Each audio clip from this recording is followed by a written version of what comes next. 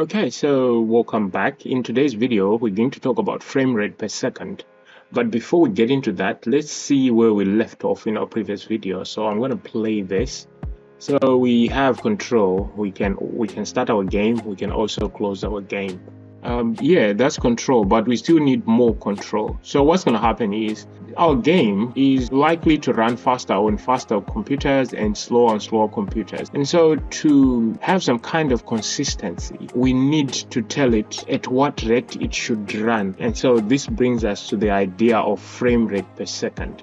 And so have you ever guys played with the flip book? So the flip book concept is you have images in a book, but when you flip them, they look like moving pictures. And so that's the whole idea of frame rate per second. So frames are the images, and the rate per second is the rate at which you are flipping those images. That's the whole idea. So with movies, we have what we call 24 frames per second. That's the industrial standard. So it simply means we have 24 images that are moving per second.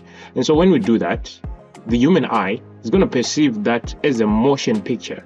Okay, so we need to tell our game at what rate to run so that it's going to be consistent on every hardware that is going to run. Of course, it might fluctuate a bit, but it's not going to deviate much from the rate at which it's supposed to run it. And so for us to do that, we need to set the first variable, which is our frame rate per second. I'm just going to call it FPS. You can name it whatever you want. So we're using this convention.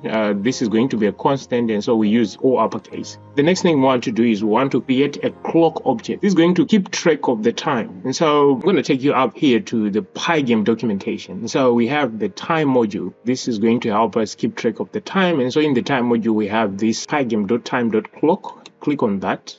And so yeah, we can create an object to help track time. And so this is what we're going to do. Pygame.time.clock.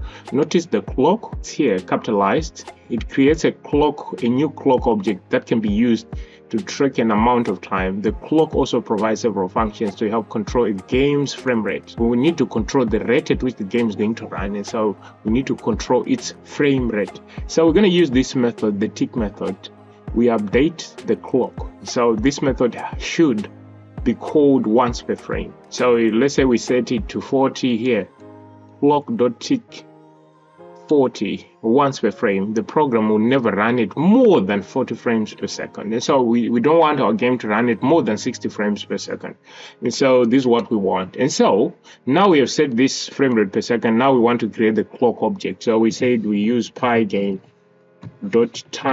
We're using the time module. In there we have the clock function, this one. So this will help us to create the clock object, which is going to help us track our time. And so I want to assign this to a variable. I'm going to call it clock_fps.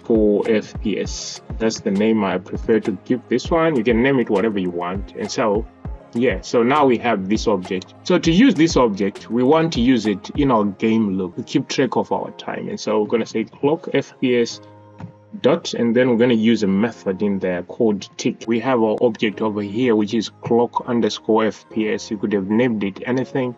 And then we have a method called tick. So we access it using the dot syntax notation. So clock_fps dot tick.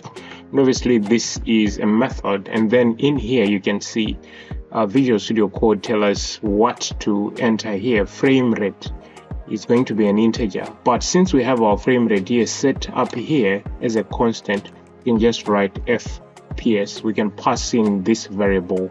However, if you don't have this variable, you can pass in the actual value. You can pass in 60 in here. Okay, so obviously I prefer using variables because variables are easy when it comes to maintenance of your code. Okay, so this will ensure that whatever hardware you're running on, your game is going to be consistent. And so whether you're running it on a fast computer or on a slower computer, the rate at which the game is going to run is not going to be of much difference. Right, so if you save this, yeah, for now we're not going to see any much of a difference because there isn't anything going on here. But later on, you realize the importance of setting this frame rate per second. All right, so I want to thank you for your time. If you have any questions, remember to leave them in the comment section. If you find this content helpful, you can leave a like, follow the channel, or subscribe to the channel. I really appreciate that. And so I'll see you in our next tutorial. For now, I'm out. Bye-bye.